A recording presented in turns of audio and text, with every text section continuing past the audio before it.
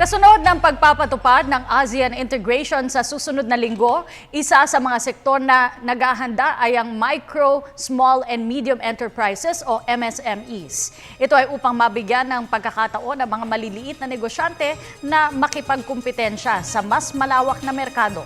Ang detalye, alamin po natin mula kay Bianca Piedad sa huling bahagi ng kanyang special report.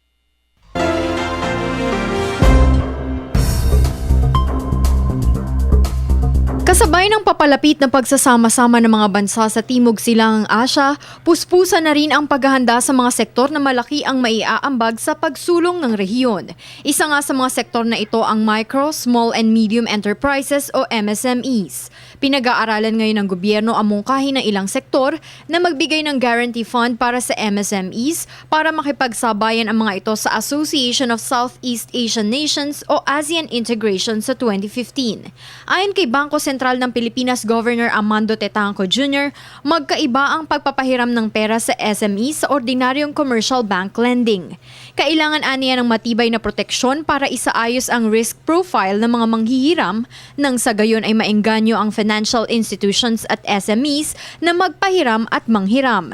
Kaya puspusan ang pag-aaral ngayon ng Central Bank at ng Departments of Finance, Trade and Industry at Budget and Management upang malaman kung magiging maganda ito sa industriya.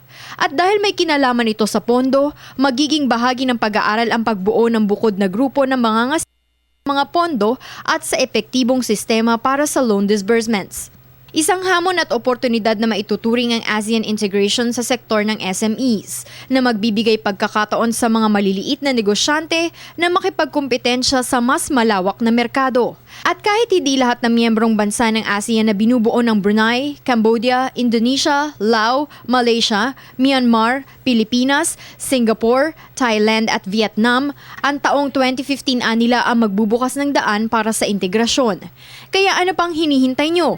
Umpisahan na ang pagnenegosyo dahil ang maliit na simula ay maaaring magbunga ng mas malaking tagumpay sa hinaharap. Para sa Telebisyon ng Bayan, Bianca Piedad.